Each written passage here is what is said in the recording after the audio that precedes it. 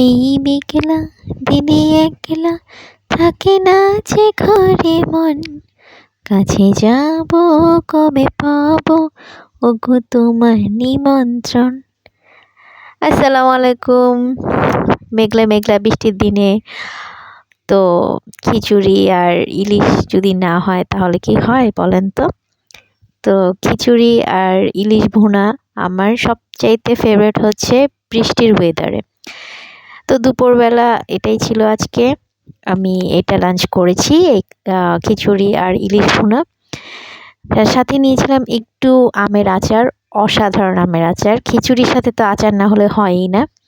এরপর আমি চলে এসেছি বিকেলে, মানে সন্ধ্যার একটু আগে। দেখতেই পাচ্ছেন ওয়েদারটা এত বেশি সুন্দর, কি করব, লাইক একটা টাইটানিক পোজ আমি দিচ্ছিলাম, বাতাসে উড়ে যাচ্ছিলাম, খুব ভালো লাগতেছিল আলহামদুলিল্লাহ। তো দেখেন বাতাসের পরিমাণটা দেখেন, কত বাতাস, লাইক মনটা মানে প্রশান্তি করার মতো। এতদিন গরমে যে অবস্থা ছিল, আলহামদুলিল্লাহ এখন বাতাসে মানে মনটা শান্তি করে দিয়েছে। তো আমি একটু স্ন্যাপ দিয়ে তারপর আবার ভিডিও করে নিচ্ছি। দিনটা আলহামদুলিল্লাহ অনেক ভালো গিয়েছে, আল্লাহর কাছে শুকরিয়া।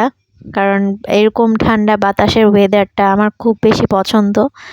আর সবারই মোটামুটি দেখা যায় যে এরকম ওয়েদার পছন্দর, কারণ যতটা ঠান্ডা বাতাস থাকবে ততটা সবারই ভালো লাগে।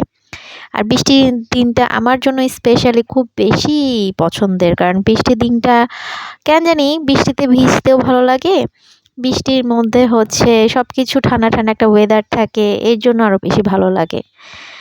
তো এই তো আমি সন্ধ্যার দিকে ছাদের মধ্যে এই ঠান্ডা ওয়েদারটা এনজয় করলাম, আর আশেপাশে ক্লিপ নিলাম।